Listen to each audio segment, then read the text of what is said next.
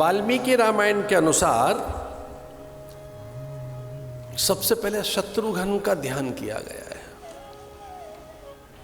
जाके सिमरन ते रिपुनाशा नाम शत्रुघ्न वेद प्रकाशा। मातुल कुल से संदेश आया कि चारों कुमारियां हमारे यहां भेजो।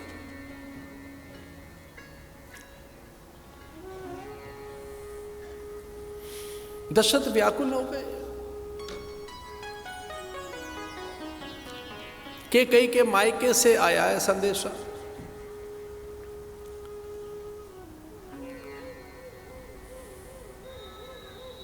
दशरथ ने कैकेयी की ओर देखा। कैकेयी ने कहा, देखिए उनकी अवज्ञा तो नहीं कर सकते। मेरे पिता का संदेश है, भ्राता का, वहां के बंधु बांधवों का, सब व्रत उपवास किए बैठे हैं, अनेक अनुष्ठान कर रहे हैं। हजारों प्राणी कह रहे हैं हम तो यज्ञ बंद ही नहीं करेंगे जब तक कि चारों कुमारियां, चारों कुमार हमारे यहां ना आ जाए। बड़े व्याकुल दशरथ। दशरथ ने कहा, भाई गुरुदेव से आज्ञा ले लेते हैं, जैसा गुरुदेव कहें वैसा कर लेंगे। कैकेयी शांत हो गई। गुरु आज्ञा गरीयसी महीयसी। गुरुदेव ने कहा, ऐसा कर लीजिए कि 2 बच्चे चले जाएं, 2 यहां रह लें। भाई वहां मातुल कुल में भेजना ही है। मातुल करते मामा, मामा के घर, मायके में।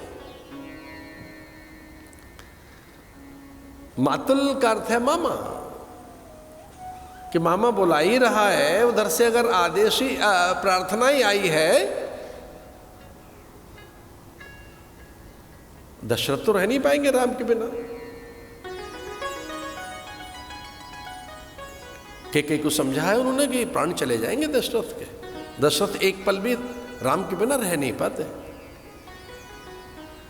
किसी एक बालक को भेज देते हैं।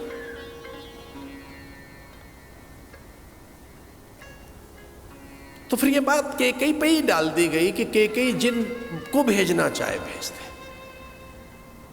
कैकेयी प्रसन्न हो गई। गुरु की आज्ञा का भी पालन करना है। मातुल कुल का भी, मायके से भी जो प्रार्थना ये है उसकी भी अवज्ञा नहीं की जा सकती, उस निवेदन को। तो देखिए मां कितनी सावधान है।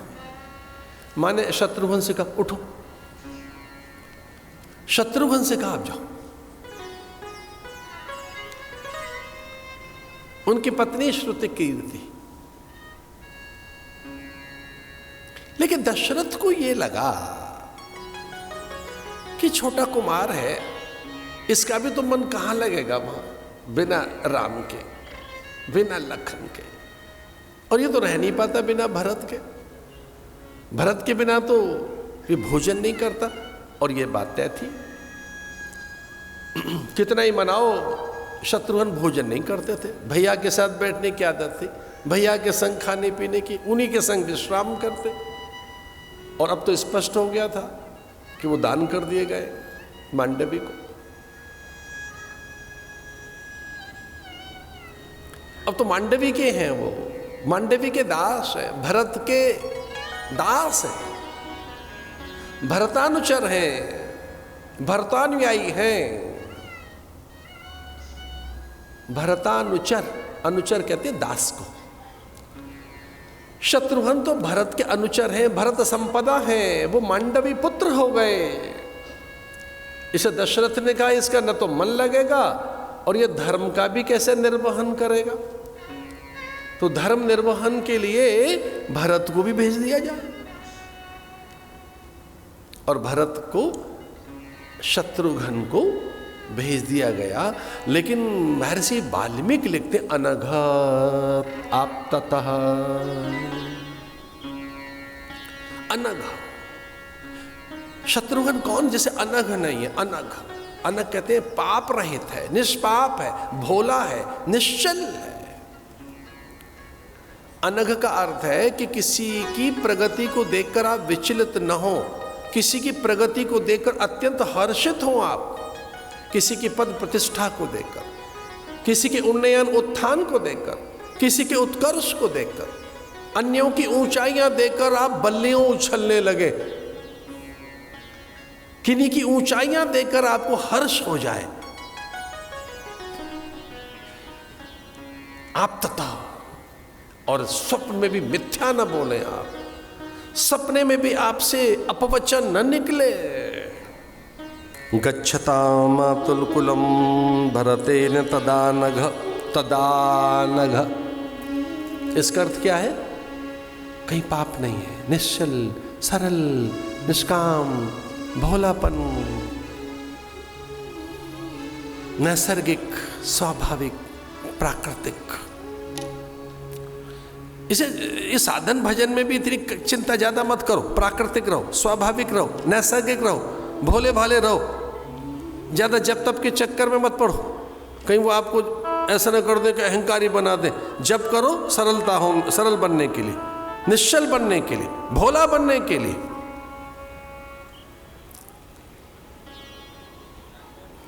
इसमें पता है क्या लिखा है? 2 बातों के लिए तप है शत्रुघ्न का, निर्दोषता और सत्यनिष्ठा।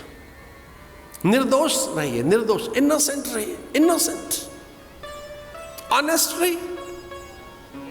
अगर आपका जब तक आपको ऑनेस्टी की ओर नहीं लेके जा रहा है, आप में भोलापन और निश्चलता पैदा नहीं हो रही है, आप में निर्दोषता नहीं पैदा हो रही है, तो कहीं ऐसा तो नहीं साधना आपको बिगाड़ रही हो। इतना सरल है। शत्रुघ्नौ नित्य शत्रुघ्नौ नीत। अपने भीतर के शत्रुओं को जीतने के लिए प्रयत्नशील रहो। पहला साधन यह है कि हमारे भीतर में कोई शत्रु न रहे, हमारे भीतर में किसी प्रकार का वैर न रहे। और इस प्रकार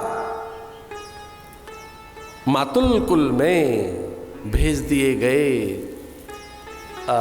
शत्रुघ्न, और हाँ भरत भी। लेकिन पहले कौन भेजे जा रहे थे? शत्रुघ्न और भरत भी। दोनों रानियां मांडवी और श्रुतिकीर्ति।